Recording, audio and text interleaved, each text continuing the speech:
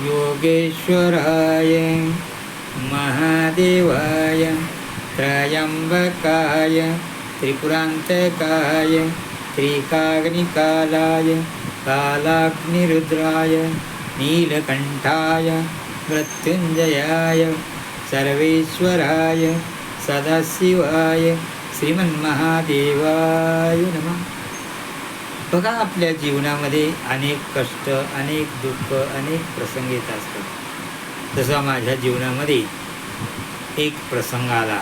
मला मूळव्याधी झाली. मग मूळव्याध झाल्यावर काय करायचं असतं? तो बसायला येत नाही, आसन लावता येत नाही, त्रास होऊ लागतो, मुळी येऊ लागते बोच्यातून, त्या ठिकाणी बघंदर येते, त्रास होऊ लागतो, रक्त संडासातून जायला लागतं. मग डॉक्टरांच्याकडे गेलो, दवा घेतला. बघा, त्याच्यामध्ये बघा एक पायलेक्स हिमालयाची गोळी असते, तिने थोडा गुण आला. परत रक्त पडायचं जे होतं अभयारिष्ट, एक द्रवरूप औषध असतं अभयारिष्ट. 24 तासात रक्त बंद होतं ते केल्यानंतर. पण तो काही त्रास असा बंद व्हायला लागला, होत नाही. जवळजवळ 2 वर्ष झाली असा त्रास होतो. काय करायचं? मुळ्या भरपूर येऊ लागल्या होत्या त्याला. मग म्हणलं आपण आता सर्व डॉक्टरांचा डॉक्टर महादेव यांना आपण सापडे लागलो. मग मी एक दिवस ठरवलं आणि जप करू लागलो. त्र्यंबकं यजामहे सुगंधिं पुष्टिवर्धनम् उर्वारुकमिव बन्धनान् मृत्युर्मुक्षीयमामृतात्. ॐ त्र्यंबकं यजामहे सुगंधिं पुष्टिवर्धनम् उर्वारुकमिव बन्धनान् मृत्युर्मुक्षीयमामृतात्.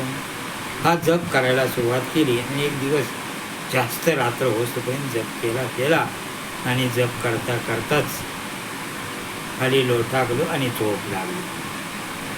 झोप लागल्यानंतर रात्री स्वप्नामध्ये भला मोठा साप, नाग साप स्वप्नामध्ये आला आणि तो आपल्या मागं लागला. आणि मागं लागता लागता त्यानं दंश केला की ज्या ठिकाणी मुळी आग आहे, मुळ्या आल्यात त्या ठिकाणी त्यानं दंश केला आणि त्या संपूर्ण मुळ्या दातात घेऊन पळून गेला.